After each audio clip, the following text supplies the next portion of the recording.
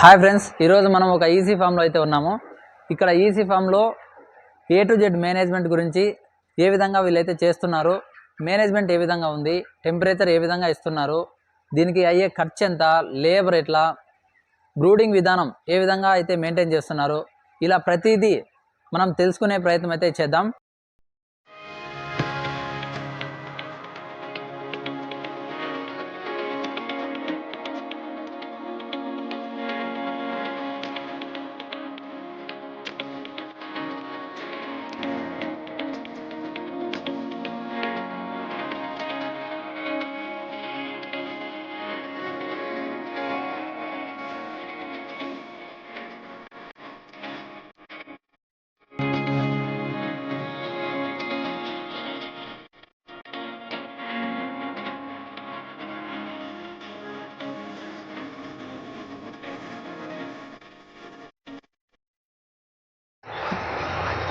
ఈరోజు మనం మన యొక్క షెడ్ మేనేజ్మెంట్ గురించి అన్ని విషయాలు తెలుసుకోవడానికి మన నరేష్ గారు అయితే ఇక్కడికి వచ్చారు.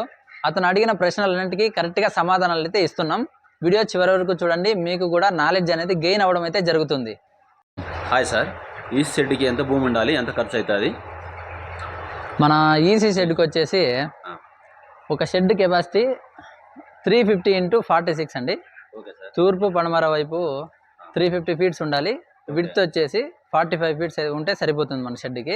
తూర్పు పడమర ఎందుకు ఉండాలి సార్? తూర్పు పడమర ఎందుకు ఉండాలంటే మనకు సూర్యుడు వచ్చేసి తూర్పున ఉదయిస్తాడు, పడమరన అస్తమిస్తాడు.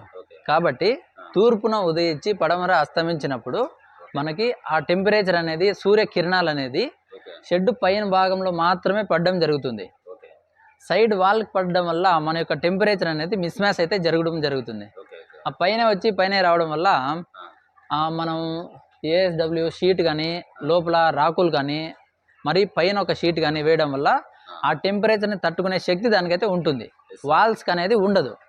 వాల్స్ అనేది ఏమంటే టెంపరేచర్ని అబ్జర్వ్ చేసుకుంటాయి. అందుకని చెప్పేసి మనం తూర్పు పడమరనే ఎక్కువ ప్రిఫరెన్స్ అయితే ఇవ్వడం అయితే జరుగుతుంది మన పౌల్ట్రీ ఫార్మ్స్లో. ఫుల్ క్లోజ్డ్గా ఉంటుందా? విండోస్ అవన్నీ ఏముండవా ఇక్కడ? విండోస్ అవన్నీ ఏది పెట్టకూడదండి. మన ఈసీ ఫార్మ్ అంటేనే ఎన్విరాన్మెంట్ కంట్రోల్. మొత్తం షెడ్లోనే మేనేజ్మెంట్ మనం చేసుకోవాలి. వెంటిలేషన్ కోసం అయితే మనం అక్కడ కనిపిస్తున్నాయి కదా, ఎగ్జాస్టింగ్ ఫ్యాన్స్ అయితే మనం పెట్టడం జరిగింది. వెంటిలేషన్ కోసం సైడ్ విండోస్ కానీ, డోర్ కానీ ఏది ఓపెన్లో ఉండకూడదు. బయట గాలి లోపలికి ఏది రాకూడదు. మొత్తం అంతా ఇక్కడ ఆటోమేటిక్గా జరిగిపోతూ ఉండాలి. మీరు 350 45 అన్నారు కదా, 450 అట్లా వేసుకోకూడదా? అలా వేసుకోకూడదండి. మనకి అన్ని కంపెనీలు కూడా చాలా కంపెనీలు అయితే ఉన్నాయి. ప్రతి ఒక్క కంపెనీను 22,500 బర్డ్స్ కెపాసిటీ ఇది. ఇంత కెపాసిటీకి మనకు వచ్చేసి 350 × 45 తగ్గట్టుగా ఎక్విప్మెంట్లు అయితే రెడీ చేయడం అయితే జరిగింది. 450 అటువంటిది అయితే మనకి ఇంకా రాలేదు, ఫ్యూచర్లో వస్తుంది. షెడ్కి పిల్లలు దిగినప్పటి నుంచి లాస్ట్ వరకు ఎంత ఖర్చు అవుతుంది సార్? మనకి షెడ్కి పిల్లలు దిగినప్పటి నుంచి లాస్ట్ వరకు అని చెప్తే కనుక, ఫస్ట్లో మనకి బ్రూడింగ్ ఉంటుందండి.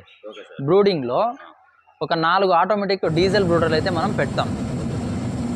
ఆ బ్రూడింగ్ బట్టి డీజిల్ ఎంత ఖర్చు అవుతుందంటే మనకు ఒక ఫస్ట్ 10 డేస్ అయితే మనం బ్రూడింగ్ అయితే చేస్తాము. ఫస్ట్ 10 డేస్కి మనకు మొత్తం అంతా కలిపి డీజిల్ ఖర్చు వచ్చేసి ఒక 30 నుంచి 40 వేల దాకా మనకైతే ఖర్చు అయితే వస్తుంది.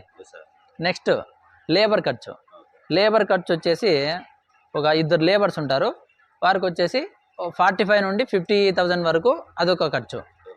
నెక్స్ట్ కరెంట్ బిల్ వచ్చేసి అదొక 30 నుంచి 40,000 వరకు కరెంట్ బిల్ అయితే ఉంటుంది. బ్రూడింగ్ అంటే ఏం సార్? బ్రూడింగ్ అంటే మనం చిక్స్ వస్తాయి కదా, వచ్చిన వెంటనే వాటికి టెంపరేచర్ అనేది అవసరం. అది ఎంత అంటే 32 నుంచి 35 డిగ్రీస్ వరకు దానికి టెంపరేచర్ అనేది అవసరం. ఎందుకు అవసరం అంటే ఆ కోడి పిల్లలో ఒక గుడ్డు పచ్చ సొన అనేది ఉంటుంది కదా, దాన్ని మనం పౌల్ట్రీ ఫీడ్లో యోక్ అని అంటాం. ఆ యోక్ కరగడానికి అంత టెంపరేచర్ అనేది దానికి అవసరం. అందుకని మనం బ్రూడింగ్లో టెంపరేచర్ని ఎక్కువగా మెయింటైన్ చేస్తాం. ఎన్ని రోజులు ఇస్తాం సార్ బ్రూడింగ్? మనం వింటర్ సీజన్లో అయితే 15 డేస్ అవసరం అవుతుంది. సమ్మర్ సీజన్ కాబట్టి బయట ఎలాగో ఎండలు చాలా ఎక్కువగానే ఉన్నాయి కనుక 7 డేస్ అయితే సరిపోతుంది. 7 డేస్ అయితే మనం బ్రూడింగ్ ఇస్తాం. ఆటోమేటిక్ ఫీడర్స్ ఉన్నా కూడా మాన్యువల్గా ఫీడింగ్ మనము ఇస్తామన్నా. అంటే ఆటో ఫీడర్లు ఉన్నా కూడా మనం మాన్యువల్గా ఇవ్వాలి చిన్న ఏజ్లో. ఎందుకంటే దానికి ఫీడ్ ఇంటేక్ అనేది ఎక్కువగా పెరిగి దానికి గ్రోత్ అనేది అది బాగా యూజ్ అవుతుంది. బాగా అలవాటు అవుతుంది. ఇక్కడ ఫీడ్ ఉంది, మనం తినాలి తాగాలి అనేది దానికి బాగా అలవాటు అవుతుంది. ఎన్ని రోజులు పెడతారు సార్ మాన్యువల్ ఫీడర్లు? మాన్యువల్ ఫీడర్లు మనం వచ్చేసరికి షెడ్ మొత్తం అయ్యే వరకు మనం మాన్యువల్ ఫీడర్ని అయితే పెడతాం. Minimum 14 days manual feed, minimum 14 days అయితే మనం పెడతాం. తర్వాత దాన్ని తీసేసి ఆటోమేటిక్ ఫీడింగ్ సిస్టమ్ ద్వారానే ఫీడ్ అయితే వెళ్తుంది. ఒక పంటకి ఎంత ఖర్చు అవుతుంది సార్? ఒక పంటకు వచ్చేసి మనకు మినిమం వచ్చి 2 lakhs అయితే ఖర్చు అవుతుందండి. 2 lakhs.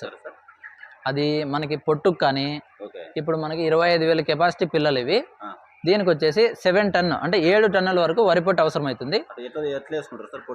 అది వచ్చేసి ఒక స్క్వేర్ ఫీట్కి 500 గ్రామ్ లెక్కన వేసుకుంటాం.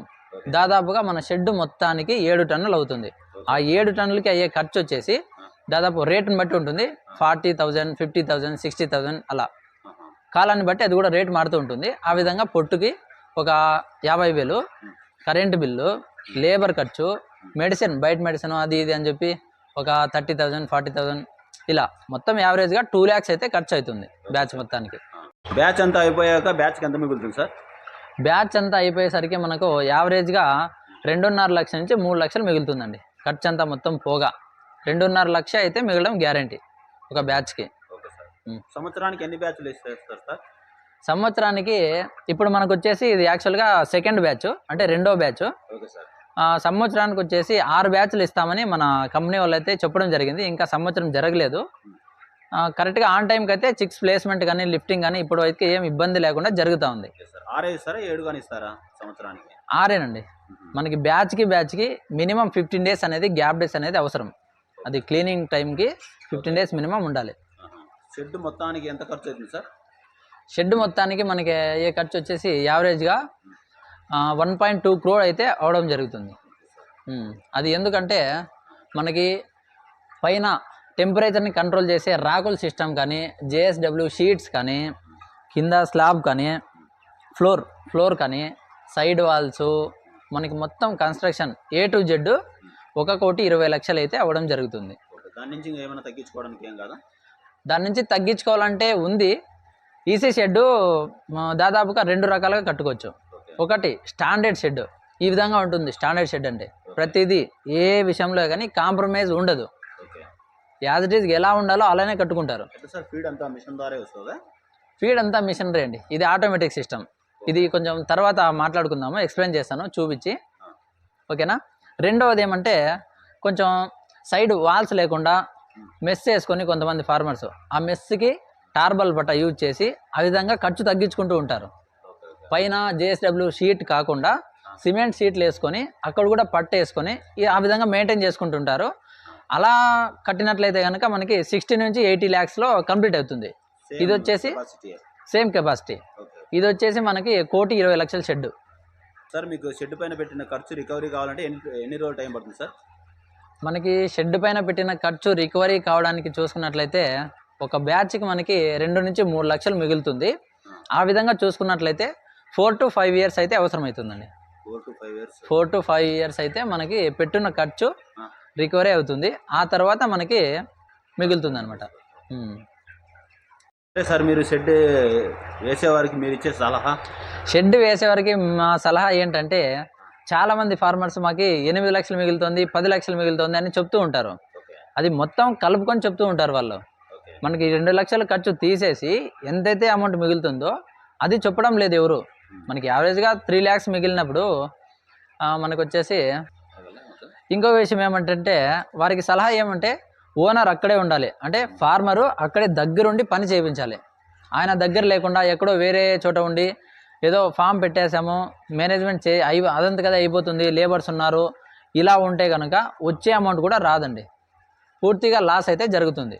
ఫార్మర్స్ కానీ మేనేజ్మెంట్ చేసేవాళ్ళు కానీ అక్కడ దగ్గర ఉండి పని చేయించుకోవాలి. పౌల్ట్రీ ఫామ్లో ఎలాంటి ఇర్రెస్పాన్సిబిలిటీ అనేది ఉండకూడదు. మినిమం ఎన్ని రోజులు పడుతుంది సార్ బ్యాచ్ అయిపోవడానికి? మనకి బ్యాచ్ అవ్వడానికి 45 days ఖచ్చితంగా టైం పడుతుందండి. 45 daysలో మొత్తం అంతా లిఫ్టింగ్ అయితే జరుగుతుంది. లిఫ్టింగ్ అయిపోయిన తర్వాత పిల్లలు ఎన్ని రోజులకి ఇస్తారు సార్? లిఫ్టింగ్ అయిపోయిన తర్వాత మనకి క్లీనింగ్ ప్రాసెస్ అనేది ఉంటుంది. ఆ క్లీనింగ్ అనేది 15 days టైం పడుతుందండి. కంపల్సరీ 15 days అనేది 15 days అనేది కంపల్సరీ. మేము 10 daysకి వాళ్ళు ఫార్మర్ షెడ్ క్లీనింగ్ చేసుకుంటే ఒకవేళ 6 డేస్లో షెడ్ క్లీనింగ్ అయిపోయింది, 4 డేస్ అనేది గ్యాప్ డేస్ వచ్చింది, 10 డేస్కే మనం చిక్స్ అనేది తీసుకోవచ్చు, ప్రాబ్లం ఏమి ఉండదు. మినిమం 10 to 15 డేస్ అనేది గ్యాప్ డేస్ అనేది అవసరం. సార్ ఈ షెడ్ మెయింటైన్ చేయడానికి మొత్తం ఎంతమంది లేబర్ కావాలి సార్? మనకి ఈ షెడ్ మొత్తం టోటల్ ఓవరాల్గా మెయింటైన్ చేయడానికి ఒక 2 లేబర్స్ అయితే సరిపోతారు. అంతేనా సార్? మొత్తం అంతా automatic system, feeding automatic system, water automatic system, మొత్తం మనకి కూలింగ్ ప్యాడ్స్ కానీ మొత్తం అంతా ఆటోమేటిక్ సిస్టమ్. వాళ్ళ పని ఏమంటే జస్ట్ ర్యాగింగ్ చేసుకునేదే వాళ్ళ పని. 2 అయితే ఈజీగా మెయింటైన్ చేసుకోవచ్చు. Okay okay. ప్యానల్ బోర్డ్ని ఏ విధంగా మెయింటైన్ చేస్తారు సార్? ప్యానల్ బోర్డ్ సెట్టింగ్స్ అయితే ఇప్పుడు మనకు చూపిస్తాను రండి. Okay sir.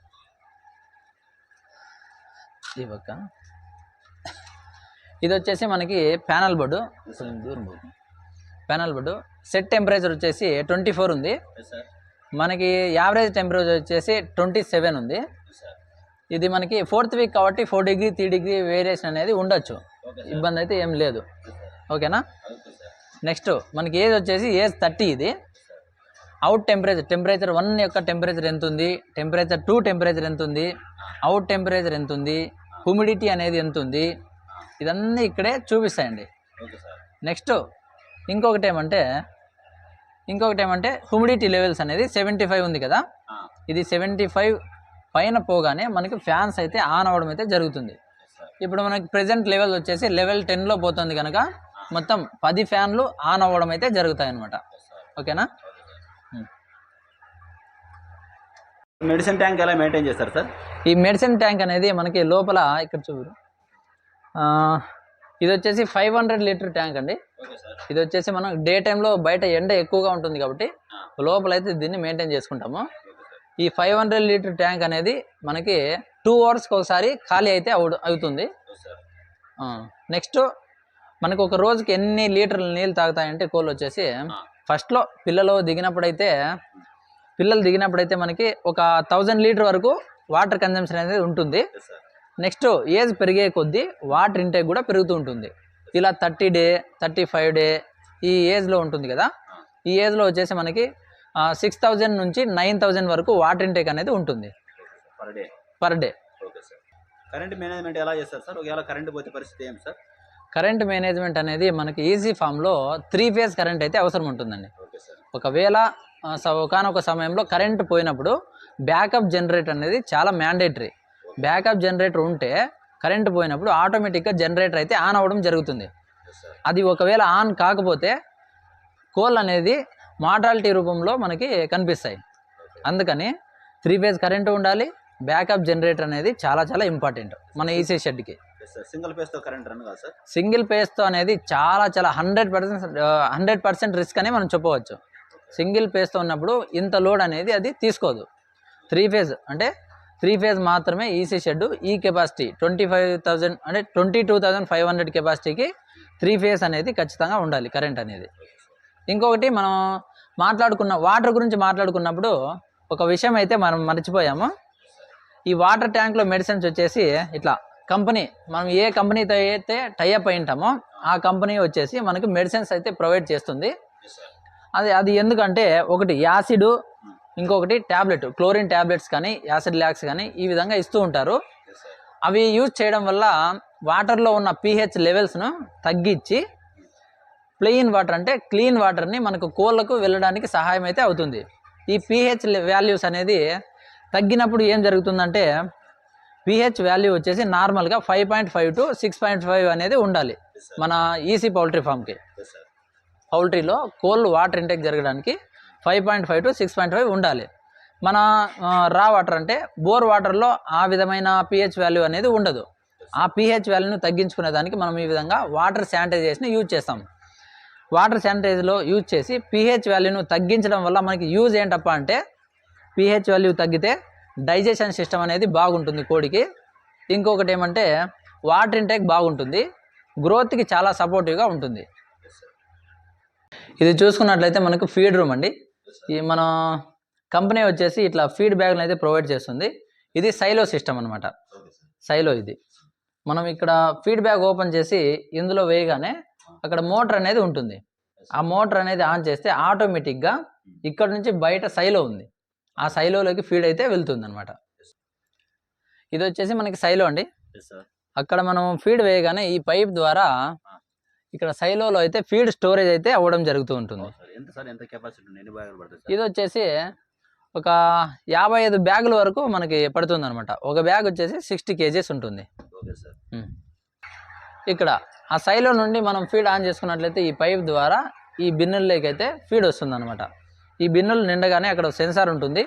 ఫీడ్ ఖాళీ అవ్వగానే అది ఆటోమేటిక్గా ఈ ఆటోమేటిక్ ఫీడింగ్ సిస్టంలోకి అయితే వెళ్ళడం జరుగుతూ ఉంటుంది. ఇదండి మన షెడ్ యొక్క మేనేజ్మెంట్ గురించి. ఇలాంటి మరిన్ని పౌల్ట్రీ సంబంధించిన విషయాలు మీకు కావాలనుకుంటే గిన పౌల్ట్రీ విత్ ప్రశాంత్ అనే ఛానల్ని తప్పకుండా సబ్స్క్రైబ్ చేయండి. Thank you.